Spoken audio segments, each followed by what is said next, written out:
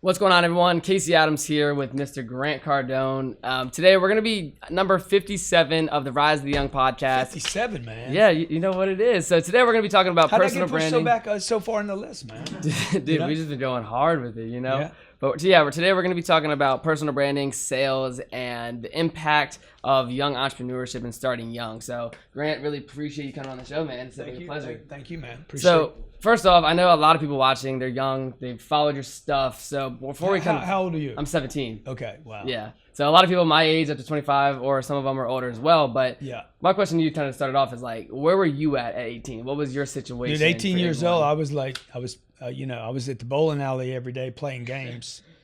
I'd steal quarters and I'd steal them from the job I had. I had this job where I figured out how to hack the vending machine. I'd go in the back, grab, I don't know, $40 worth of quarters. Yeah. And then I'd go to the bowling alley. I'd sit there for 3 hours. Me and my brother would play game after game after game. Okay. And I was smoking weed every day. Not too proud of what I was doing with my life. And, I didn't feel good about myself. Yep. My dad had died when I was 10. So I'd go home, feel bad about, hiding from my mom. I got all these secrets from my mom, and she brought me up to be a good kid, and I wasn't. And then I was trying to have part-time jobs, losing them all. I lost my first 5 jobs I had, so it wasn't going too good. You're way ahead of me. I appreciate that. Yeah. For sure. So regarding that, I like, whenever I do podcasts, I definitely like to, obviously I've read a lot of your books, a lot of people have seen a lot of your content, but when it comes to just young entrepreneurship, people in today with social media, the current standpoint of technology, when you look at social media nowadays, what's your mindset on young entrepreneurs today with the social media realm, and kind of what would you be doing today if you could go back with this current social media? Well, first of all, if you're doing drugs of any kind, then you're not going to take advantage of anything going on. So you got to have focus. Hey, what am I going to do? This is an unbelievable time, unbelievable opportunity right now for you guys to be connected to almost anybody you want to be connected to. That's the good news. The bad news is you could be connected to almost anybody in the world. Yeah. And that's the bad news because what happens is you can get so much content from so many different people. The 57 guys you listen to, if the people that follow you listen to all 57 of them, they're more likely to do nothing than a bunch, because there's going to be conflicting data. Like I know some of those guys I love, they're unbelievable. And there's other guys that if you listen to them and then listen to me, you're going to be like, I don't know which one to do. Yeah. If you're going to listen to your dad and you're going to listen to me, you're probably not going to do anything because you're going to be in doubt, because I'm going to tell you to go. I'm going to tell you to move faster, and your dad as a parent is going to tell you, be careful, take small steps, take your time, and I'm not going to tell you that. So I would just tell you guys that are 17, 18, teenagers, man, look, don't use drugs. I'm telling you, these drugs, I have personal experience. This is not a moral issue. I'm not trying to be your daddy here. If you're smoking weed, man, you have no chance of winning in the marketplace. I will kill you. So if you're smoking weed and I'm not, I'm going to beat you to the close. I'm going to beat you to the money. I'm going to beat you in the game. Number one. Number two, you need to be really narrow about who you're going to study. If you're studying people, looking for mentors, you don't need 3 mentors. You need one guy that you can study. He's your guy or gal, and you go deep on that dude. And number 3, doing wins. Doing beats all the education in the world. I spent 17 years in schools. I got a college degree, got an accounting degree. I got a cousin of mine that says, you shouldn't bash college. Did you go? No. I said, well, no, I went. I know. I have the debt. You didn't go. I know what it is. I'm not telling you guys not to go to college. I'm saying, look, if you're going to go to college, you need to go there with a purpose. And if you're going to go to college, you need to go to college, get your data, and do something with it the same day. Don't wait until 4 or 5 years after you get out of college. So doing is the best education in the world. Yeah, for sure. I mean, even like with everyone I have here, a lot of us have big YouTube channels that will do a lot of stuff with different industries. And like a lot of my friends and a lot of people I know just comes from the fact of like, they just didn't know what to do. They just started doing, and that it came from the actual doing, like you said. So, when you're doing, you start learning a lot of things that you didn't know. You're going to figure out your brand. You're going to figure out your pitch. You're going to figure out what works, what doesn't work, what people like, what they don't like. Yeah. And if you're an artist, you want to do a lot. You want to do a lot of art, because then you're going to discover what people actually like. You're going to learn stuff that you just can't learn in the classroom by doing. Yeah, for sure. So one thing I wanted to touch on, because I'm still in high school currently, and like when I look at the modern education system, like I've learned so much outside from your books or different things regarding resources, sales, whatever it may be outside. But one thing that I've really noticed a huge uptrend in my life is personal branding. That's why we're sitting here. That's why I've been able to meet people from a brand, and obviously walking in, you see what you've been able to create. So for all the young people listening, number one, when did you start taking like your personal brand, social media seriously, and what's the impact in your thoughts? I remember a guy telling me when I was like 30 years old, he's like, dude, you always work this hard? Like and I was like, huh? He's like, I admire you just because of how hard you work. He didn't really want to buy my deal, but he's like, I'm going to do it just because of your work ethic. And I was like, wow. And I walked away from that. And then the second time I heard it, people were admiring my work ethic. And I'm like, wow, that's a brand. Yeah. Now you're not gonna sit down. Most people are not gonna sit down and say, okay, my brand is, I didn't know that. I just stumbled across of it because of what I was doing every day. So I would just tell you, look, you're already a company. You're already a brand. If you're 6 years old, you're already a company. You don't start a company. You are a company. You are a company. There's 1, 2, 3, 4, 5, 6, 7, I don't know, 12, 7, 8, 9 companies in here. Johnny's got a company. I have a bunch of companies. You have a company. You are the company. You are the brand. You don't need a product or a service. You're it. And people are going to pay you based on what value you bring to the marketplace. How can you differentiate yourself in the marketplace? You do not want to blend in. Like the earrings, I don't understand those on you, but you got to figure out whether they're worth the energy. Yeah. I don't know if they are. Are they real? Yeah. I mean, they're real diamonds? Yeah. I never really they're real diamonds? Yeah. What did you pay for those? Like $3,000. Well, that was stupid. That was just it was a gift from a while ago. But I go sell the gift and get $3,000. Yeah. I want that $3,000 because I'm gonna make that money have babies. Yeah. That's the other thing I would tell you guys. You guys need to worry about your damn money, man. Your mommy and daddy don't know anything about money. Not one of you guys has a rich dad. Okay, he might be a millionaire. That means he's just scraping. He ashamed of himself at night. Y'all need to get rich. I would tell every teenager out there, you need to get so freaking rich. We were just doing a YouTube show, a live YouTube show, and I'm like, hey, call in today, and I'm going to give you, just tell me where you want to fly the damn plane, and I'm going to take you and your family there. Your little sister's going to come with us, your brothers, your parents. You want to go to Beijing, Kazakhstan, what's it called? Who cares, man? I got a plane, right? So like you guys need to think about money, man. Y'all need to think about what are you spending your money on? Don't try to impress anybody with your tennis shoes, with your blue jeans, with your bullshit, man. Get your money right. Don't chase the girls. You guys out there, chase that damn money, man. You get your money right and women will throw themselves at your feet and say, please take me home. Take me. Okay. Can your audience handle that, man? Yeah. I love it. So, I know some of the dudes that you've interviewed. Nobody talks about money. They all jump around this. Mm-hmm. They all, hey, be good, be humble, be this, dude, get your damn money right. Get rich.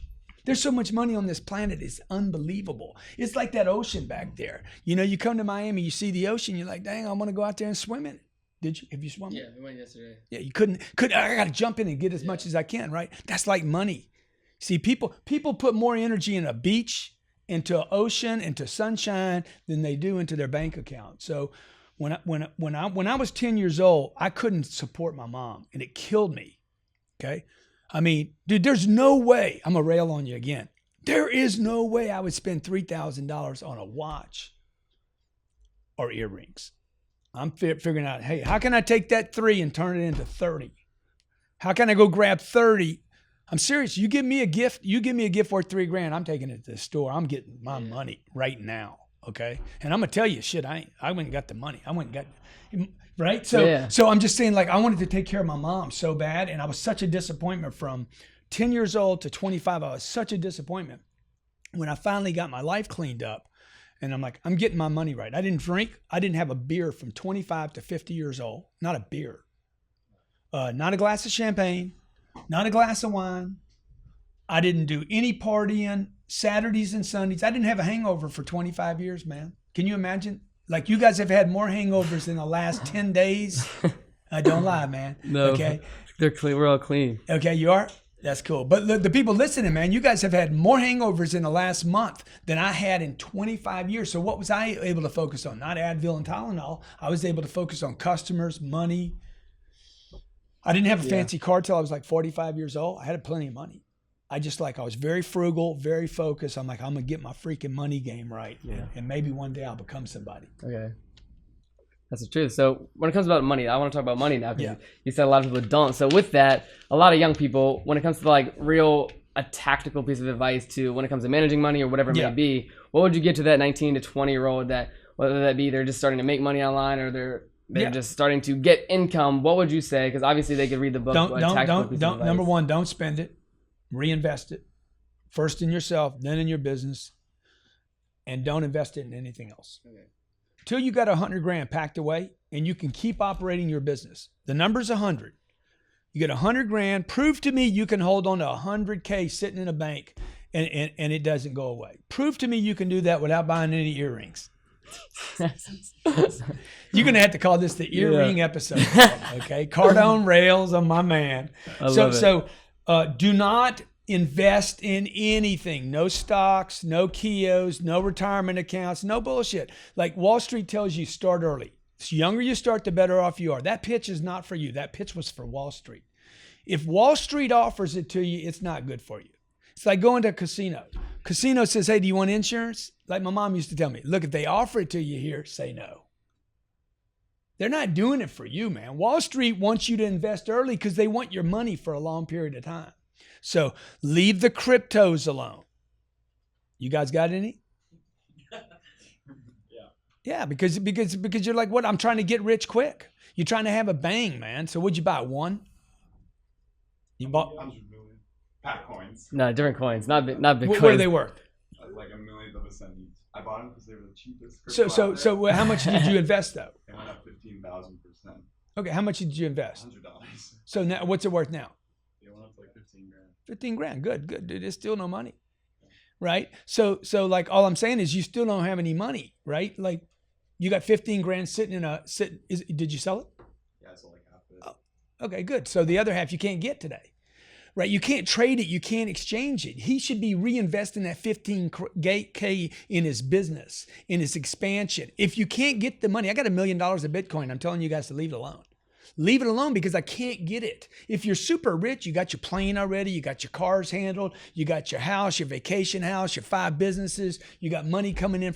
Do whatever you want. Buy earrings, waste money, spill it, get drunk on the weekends, get arrested if you want to. Shit, get a good tax audit, go crazy. But be in a position where going crazy doesn't cost you anymore, right? And it doesn't cost your family. Right now, people should do this. They should stack 100 before they invest any money. 2, they should, when you have money left over, invest it only in yourself and your business. And when you finally get to 100, start investing in real assets because over your lifetime, you guys are 17 years old, man. You're 47 years old. You'd have real estate paid for. You'd own it free and clear. Okay? It'll be paying you every month and you get to go anywhere you want in the world. Yeah. And the real estate will pay you to go. For sure. So yeah, so when it comes to hard assets, I mean, Jeff right here he actually does a lot of coin collectibles. Where's Jeff at? Right here, Jeff. He was like a gold, silver. You can explain a little bit, but yeah, he wanted to give me some stuff. Okay. We can do that in a bit as well. But I would say next question regarding all of that. Like I know like a lot of young people. I mean, look, man, if I got to dig it out of the ground and then put it back in the ground to protect it, I am definitely not going to buy it. So again, I want to look. We're in a virtual technology. We're getting away from hard. Right? We're going to things that don't even exist. So I want things that are mobile and fast. Speed is the new currency. Speed is what determines what somebody's value is, not their age. So I want things that are easy to move, things that are fast. Everything that's slow right now is being disrupted. Like you could pick it. Yeah. Anything slow, it's going away. So I don't know if I answer your question. Yeah, for sure. I'm not gonna. You bought gold too? It's just my business. Okay. Yeah, we'll get into it. Okay, you're in and out of the gold. So next thing I want to ask you something kind of straight on. So when it comes to just sales in general, what is your besides your wife, what is your most proud sale that you've made in your lifetime?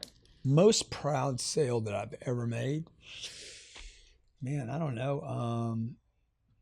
I've made a lot of sales, man. I mean, you know, they're all important to me. Like, cause every little sale, even the little ones, they give me the confidence that I can make a second one. So. Do I have one? Yeah, I sold it. I convinced this guy to sell me his property. You know, it was a $80 million piece of property. It wasn't on the market. He said he wasn't going to sell it. He said, there's no way we'll sell it. It'll never happen that we'll sell it. And now I own it, you know? Yeah. And I'm probably going to make on that deal, I'll probably make $80 million. Yeah. I paid 80, I'll make 80. Yeah. So regarding real estate, because I'm getting into wholesaling and a few rehabs now with my brother, what's a tactical piece of advice? If you're going to play the real estate game, go the best book you can read. You want the name of the best book? The best book you can read on real estate is find a piece of property, walk the property, read the financials on the property, call the tenants, like do the work. This is what I was saying earlier about do beats education. Yeah. So I have a book coming out on real estate investing made simple. It talks about the mistakes. Like if you can, number one, walk a lot of property. Number two, find the mistakes. Grab a book that talks about the mistakes. Avoid the mistakes and you'll make money in real estate. Yeah. If you just don't make mistakes, you'll be fine. Number three, don't do little deals. Don't buy real estate on a budget. Don't buy don't buy a single family home. Never. Don't buy any single family residences for income. Don't buy 2 units, 4 units, 6 units, or 8 units. Your first deal should be at least 16 units because you need that many doors to produce enough income for you to be there. Cool. Wow. Some tactical stuff right there. Yeah. and don't over leverage the deal. Okay. Yeah. So regarding just daily activities, I know a lot of people talk daily tactics and this whatever guy moves, may be. man. This guy goes money, real estate, freaking daily, daily activities. I mean, my biggest thing on this is definitely just like getting concepts that you can't read in a book from you and yourself and what you've been doing. So regarding just your daily flow, actually being in the office, it's a great setup, great kind of thing you've been able to build here. So like, what's your day-to-day look like? Like what time do you wake up? Do you have a good mental state when you wake up? What does it look like? No, I typically don't have a good mental state. People are like, man, you're a positive dude. I'm like, no, not really. You know, I'm not really that positive. Am I? I'm not really. You guys have worked with me every day. Am I positive? I don't think so. They have to say yes. No, they don't. No. I don't think I'm a positive person. I actually. How positive you are, you bring out the positive in other people. I don't know. But you see, like people say, oh, attitude is everything. I'm like, no, attitude is not everything. And getting shit done is everything. Yeah. You know, pushing a ball across the freaking finish line, that is everything. Winning might not be everything, but damn, it's up there and close. Yeah. So number one, I wake up, I beat the sun up. You know, if I can beat the sun up, I feel like, man, I beat the rotation, right? Number two, you know, I go take a leak. Number three, I write my goals down. Yeah. I write my goals down in the morning, like my big goals. I write them down in the morning. I write them down at night. And then I try to get a workout in every morning. And then I come to work. I have a meeting at 9:06 in the morning. And then, dude, the rest of the day is just like insanity. Yeah. Like whatever's in front of me, I do. I didn't know you guys were coming in here until today. Yeah. I probably told you yes a couple of weeks ago. Yeah, that was like a week and a half ago. It's funny how this set up. So like, I never worry about it after I say yes. It goes to Katie. Yep. Katie comes in today. She texts me about 5:30 this morning. Hey, this is your schedule for today. I look at it, complain about the whole schedule. I'm like, who's this dude, Casey Adams? Motherfucker better not be wearing the freaking diamonds. and bringing his whole posse in here with him. But so I look at it. I complain about everything. Just so you guys know, like you see all these guys, you know, giving this persona and telling you who they are. Look, I'm a human being. You know, it's not all roses. And there's a lot of potholes in life, and there's a lot of difficulties, and there's a lot of pushback, and I get a lot of advice from a lot of people. When you start getting a big posse around you, you get your company bigger and bigger, half the advice you're going to get is going to be shit.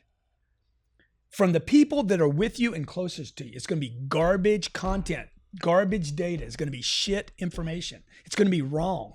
But they're convinced, half of the people around you that love you, that care about you, I'm not talking about your enemies.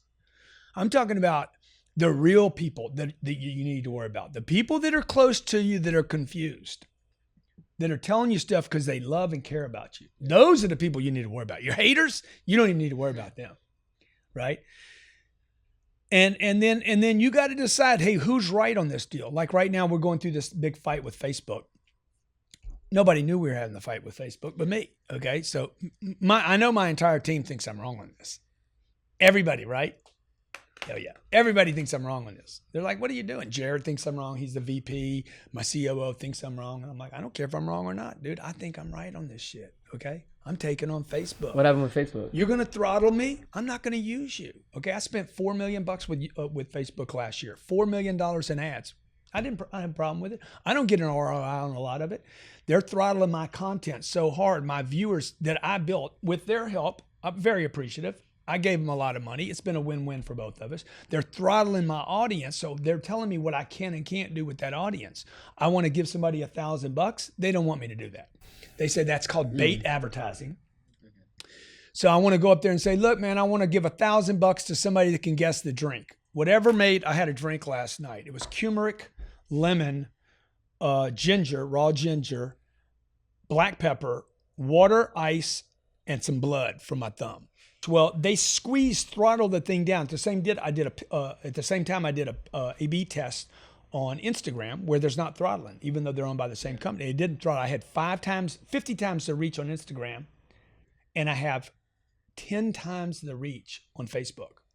But I had 50 times the response on Instagram. So I wrote them a letter last night. My dear Facebook, I'm done. Okay. Appreciate the relationship. Partnership has been great. We have one of the top 10 most watched channels across all of Facebook. I spent $4 million with you last year. Today it stops. I will not spend one dime with you. You're not going to throttle me. And then I get half the people telling me that's their new rules. Now you guys need to listen to this. That's the rules. They don't want that kind of advertising. I'm like, dude, the marketplace determines what the rules are, not a company. So you guys can start whatever company you want, make whatever rules you want. Facebook can do the same thing up in Silicon Valley. Their little board meeting, a bunch of executives got in a room and decided, let's throttle Cardone, force feed him to spend more money in advertising. What it did was turn me off. I'm like, I'll tap him out. I won't spend any money with him. I'll take the $4 million. I'm going to spend the $4 million. And I'm just going to go spend it at YouTube, Snapchat, and LinkedIn. Wow, so that just happened with Facebook? It's happening this morning. Dang. So we just pushed everything this morning to YouTube. Our reach at YouTube went through the roof this morning. Yeah. So what you want to learn there is, look, you guys don't make the rules any more than I do. The marketplace makes the rules. And what you want to do is you want to be where things are like Facebook probably won't exist in your lifetime. I'm not picking on them this morning. This phone won't exist. Okay. Cars are going to change. Everybody knows that. The way you live and where you live is going to change. You guys are you're in for the either a nightmare lifetime or you're in for the biggest freaking opportunity in maybe the history of the world. Yeah. If you got your eyes wide open and you're sober. Okay. And you're hungry. So do you think social media is something long-term? Because obviously you're on every social platform. Yeah. Do you think that's something regarding the future from your standpoint? Like, do you think you'll have a massive change in the next 5 years, or what's your standpoint on just everything social? No doubt about it. Like, you know, the cryptos are real. They're gonna be here. Blockchain will be here longer than currency will. And you'll see it. You'll see it come into full. You're going to see in the next 6 or 7 years, you're going to see just massive disruption everywhere. So the big players that can't think new and fresh, the social media companies that say, hey, Grant Cardone, we want his business, man. The guy's, he's dropping fresh content every single day.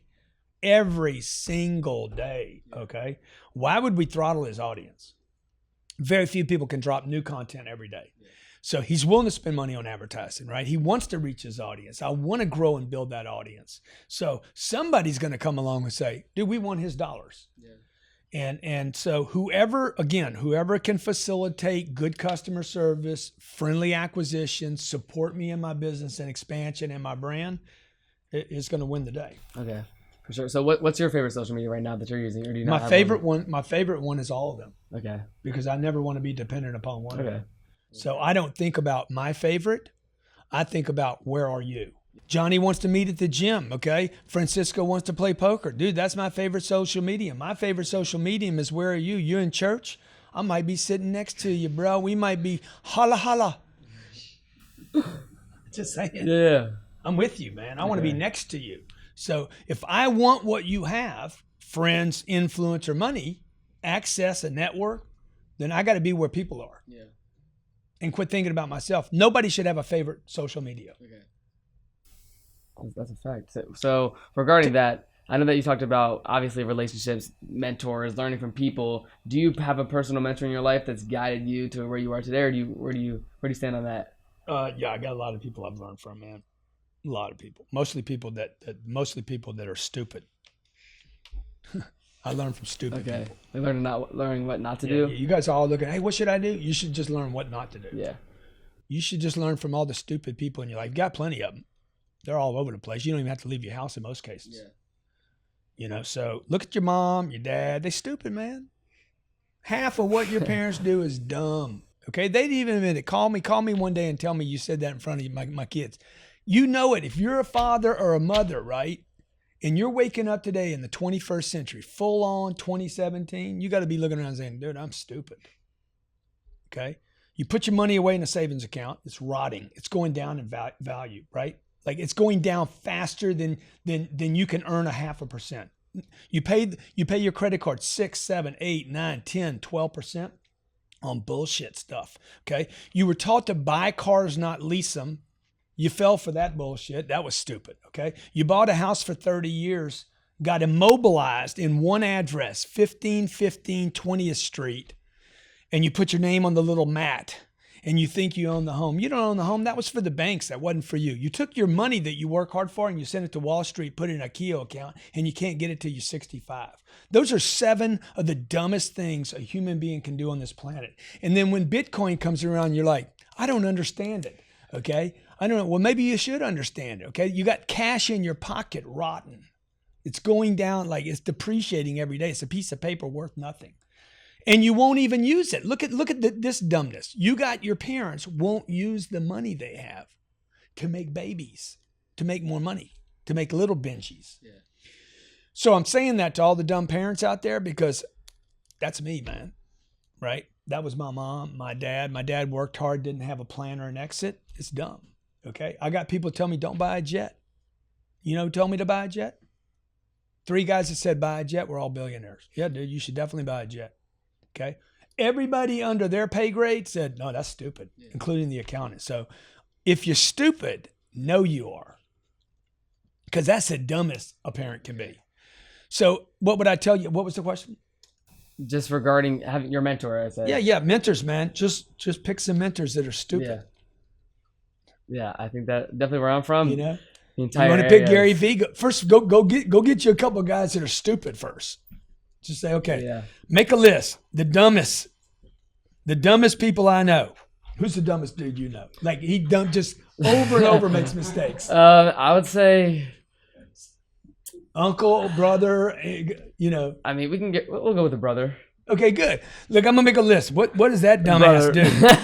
Oh, he's got earrings? Nah, he unexpected kid. That's not dumb, but that just kind of changed his life. And but that's stupid, dude. Like you're gonna have a kid, man. You ought to plan on it. Like you ought to figure that out. Like strap it on, dog. All right. Yeah. So dumb. I'm not doing that. Yeah. Other brother smokes weed every day. Yeah. The weed dude. Okay. You're gonna get ahead of him, bro. You're gonna accelerate, bro. Number 3. I got a guy that I worked for. The guy was brilliant, bro. I'm talking IQ off the charts. Could talk to anybody about anything. He could be in a room of people. Like the guy could mesmerize the entire room. Right. Drank, gambled. Went through relationships. I'm like, dude, he's dumb, man. That's my dumb mentor. You guys need to get a dumb mentor. What are you going to call this show? Dumb mentor and earrings? Hey, we'll go with that. We got to work dumb the earrings in there somewhere. My brother's a dumbass. I like it. That's a fact.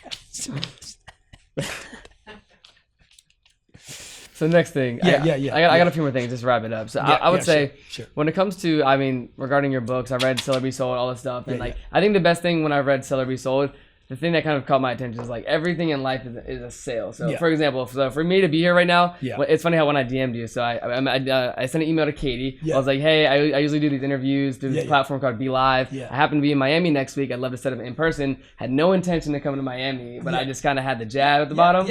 And she's like, yeah, that's fine. So then we booked a trip to Miami, and like me selling my parents on giving me the reason. See what you did, man, was you took the future and pulled it toward you. That's what people need to do, man. Like you guys are waiting for something to happen rather than what he did. Now I talk about this in Sell or Be Sold. Take the future and pull it toward you. It's a magic act, man. It's really an act of responsibility. And this is why so much of your generation is like, I don't want to sell. It's because your parents said that shit. Yeah. You know, it is the salesmen of the world that change everything. Only salespeople change the world. Only salespeople change the world. Nobody else changes the world. Elon Musk, if he makes it to Mars, he will change the world forever because he sold the world on solar, on going automated and going to Mars. So bring the future, man. Decide what your future is, whatever it is, take responsibility for it and do what you did. Yeah. Which is I'm going to be in Miami next week, which some people would say was a lie. And now we are. But it wasn't a lie. It wasn't a lie. He was basically forecasting the future. Then he went to his parents and said, hey, I got a meeting with Grant Cardone. Can you guys help? And you borrowed the money from them? No, I paid the ticket for Okay. sure. But yes, I mean, I want to bring that up. What did the tickets cost you? $290 here and it's like $300 back. Oh, wow. 'Cause I don't know when I'm leaving, so I'm staying here until like Saturday now. So, Yeah. but yeah, I just want to bring that up. I'd have 'cause flown it's you on like- the jet, dude, if you'd asked me. Well, hey, I mean, I got enough room for all of you. okay. Well, hey, we need to go somewhere tonight. Asking you shall receive. Yeah, for sure. So another question. I You know wanna the ask. story about Donald Trump? Donald Trump on the Trump building. I just heard this yesterday, and he got a 40-year tax abatement on the Trump Tower. 40-year tax abatement means he doesn't pay any taxes for 40 years. Okay, which means one of the biggest costs of owning a building is the taxes, particularly up in New York. So he comes out of court. He won it. Comes out of court, and the news report said, Mr. Trump, how did you win the 40-year tax abatement? He's like, because I didn't ask for 50. And the story basically is I should have asked for 50, right? So look, you got to ask to get whatever you want in life. For sure. So next question, last thing to wrap it up. 10X GrowthCon. Yeah. When you first had the idea to throw that event, to have that event, this year's was the second one. Yeah. What was the cultivation of going through that? Because I went to it, seeing that whole operation, 10,000 people in the room, seeing that whole thing in Vegas, like that definitely brought my perspective way different of being in something like that. So from your perspective, when you were forming that, I know that I watched I don't know what it was the other day. You're like, I wanted to make it happen. People didn't believe me. I said I could get 10,000 people in a room. Yeah. And then you did it. So from the 10X standpoint, Dude, I when didn't did you believe do I that? could get 10,000 people in a room. So like every day I came to work, I'm like, there's no way we're going to get this many people here. You know, the entire time I didn't believe we would do it, but I work like I'm gonna, and I also work like I can't.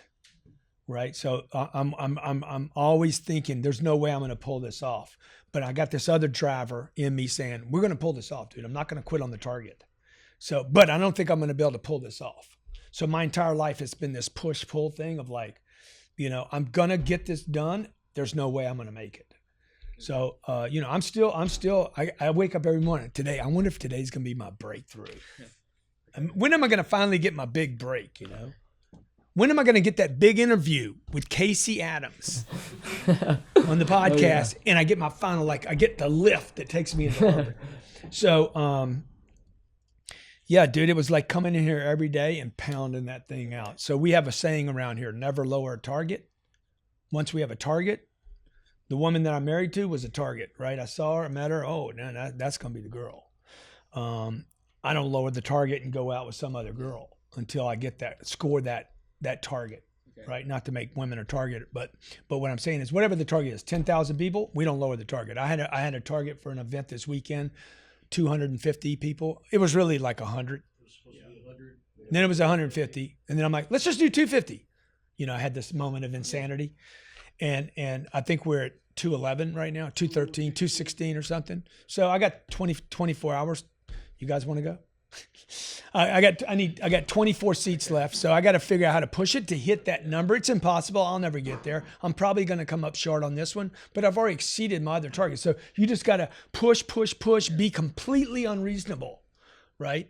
So whether it's about money or the people in your life or the group, the network, social following, whatever, just be completely ridiculously unreasonable with your targets. Boom.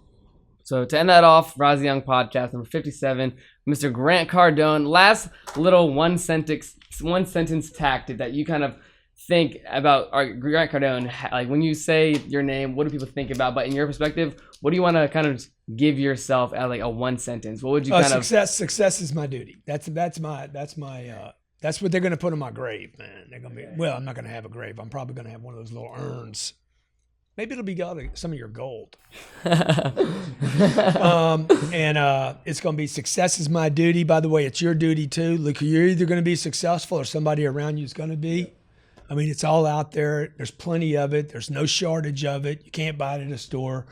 You can't cheat your way to it. The only way to get it is to earn it. Doesn't matter how old you are, how young you are, color of your skin, how you were brought up. It doesn't even matter. Nobody ever asked me my education level. I borrowed from the banks. I think I borrowed $600 million. I signed these loans for $60 million at a time, $40 million at a time. They never say, hey, what's your education level? Ever, not one time. Right? You know what they look at? Hey, do you do what you say you're going to do, and do you pay your bills? Success is my duty. There we go. Pleasure. Thank you.